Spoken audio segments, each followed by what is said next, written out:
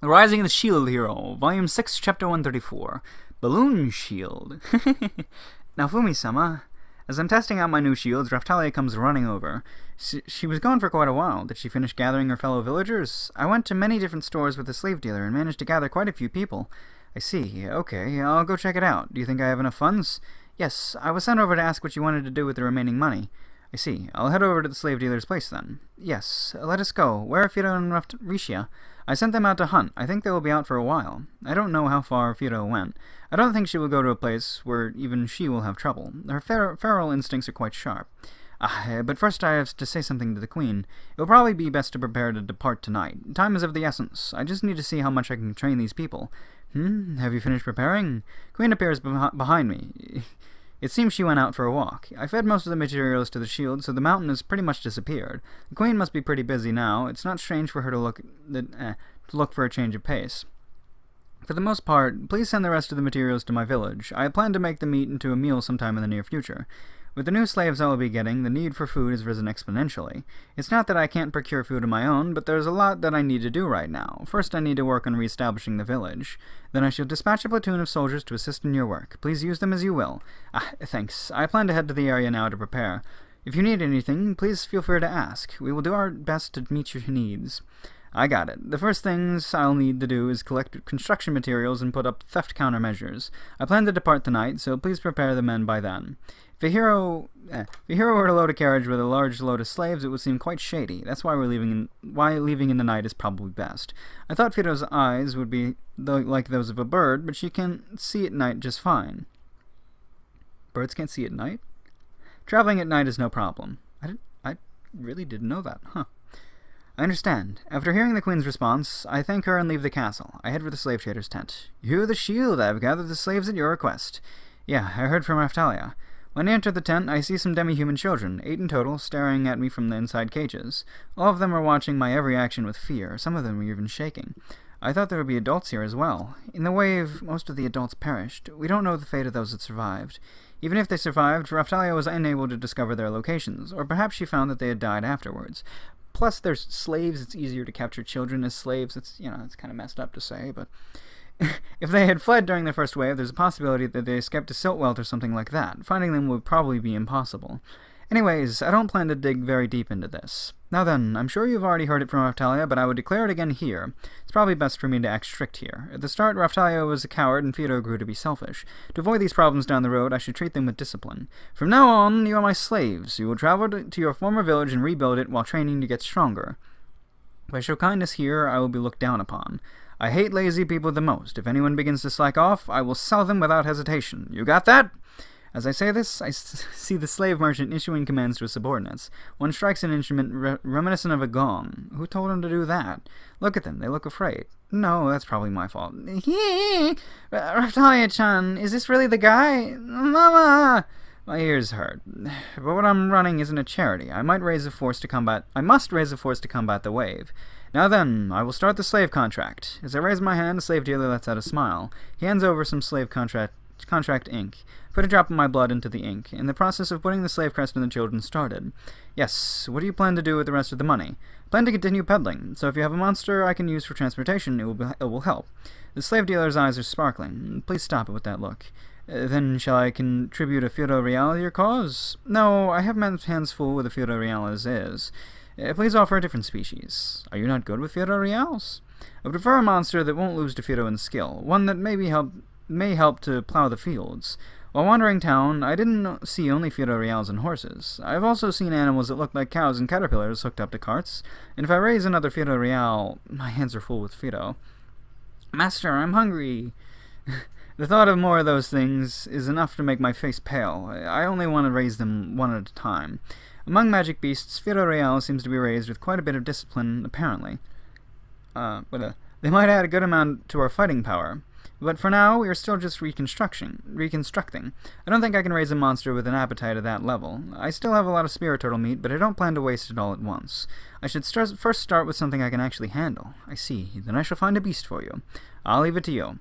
Do you want to purchase one from an egg, or would you rather have a fully grown one? Raising them from eggs makes them more compliant later on in life.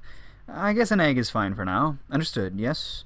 The slave dealer walks towards a part of the tent used for monster sales. I look through the restrictions I can put on the 8 new slaves. Seems I can also put a punishment for revealing classified information. I'll decide on their specific tasks later. Seems the slave registration process has ended. As I look outside, I see the sun has already set. We can leave after Fido and Rishi arrive. After a while, Fido comes rushing in. There's no one on her back. Did she fall off? Fido skids to a halt in front of me. I'm home! What happened to Rishia? Please put me down.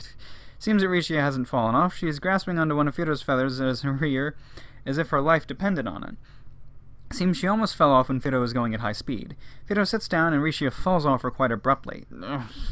Rishia is making sound quite unbefitting of a noble. Please hold for technical difficulties. Now then, to check the results. These two have been out since just before noon. The sun has already set, so... Rishia's level has risen by 20. The results aren't bad. Her stats are even higher than they were before the reset. Seems that the growth correction effect is working properly. I can see stars. It's Suki-sama. Is that you in the afterlife? Why the fuck? Shit!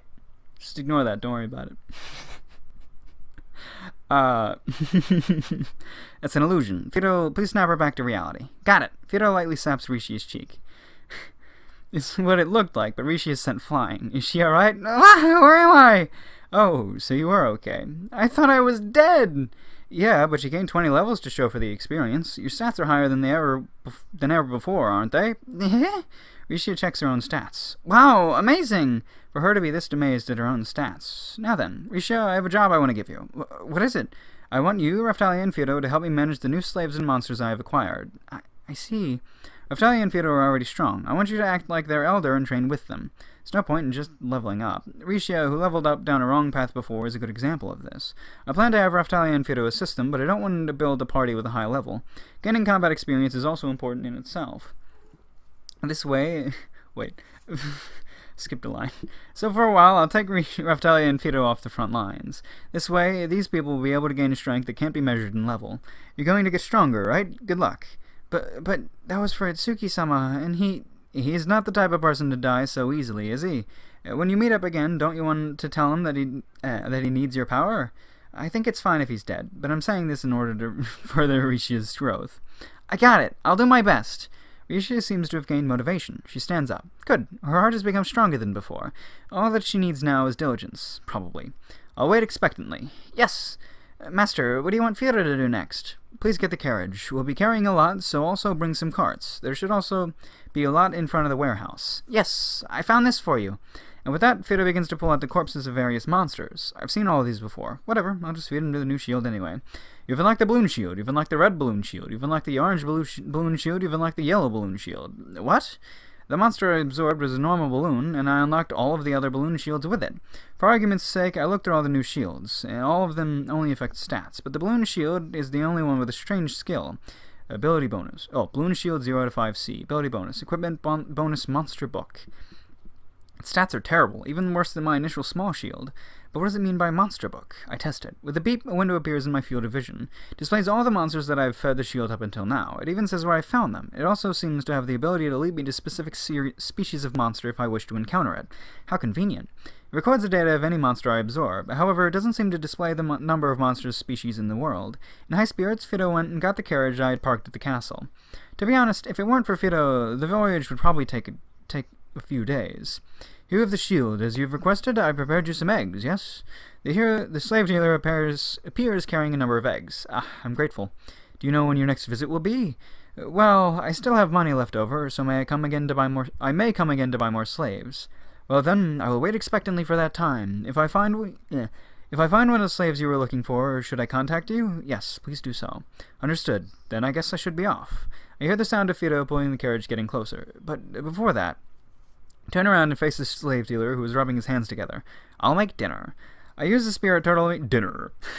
I use the spirit turtle meat that Fido brought back with her and began cooking in the tent. It's a basic hot pot consisting of meat and soup. The turtle has a bit of unique taste, but it shouldn't be a problem. Wah, this is delish! What is this? It's better than what Mom used to make. Yeah, why is that? Nafumi-sama is a very skilled chef, you know. Yeah, Fido loves to eat Master's cooking. I'm burping a little. I'm sorry about that. It's like really quiet burps, but you might be able to hear it, so... Slaves seem to be getting closer over the delicious meal. This is just perfect. To eat a meal personally cooked by a hero. I might fall for you.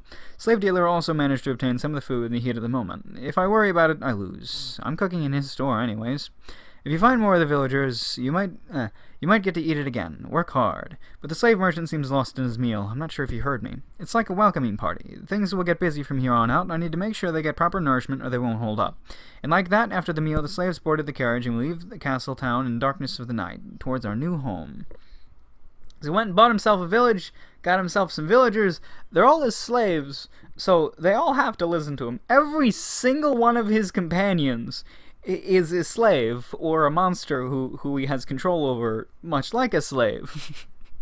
If he just wanted to, he could just command them all to kill each other. Just kill each other, just for fun, because they literally can't refuse any of his directives if he decides so, which is great.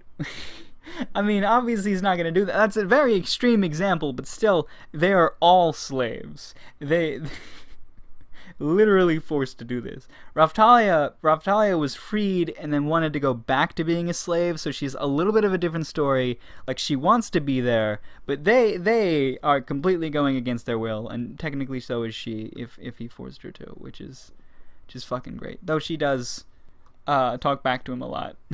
She's confident, as he says, because he doesn't really punish her. But he can. She's still a slave.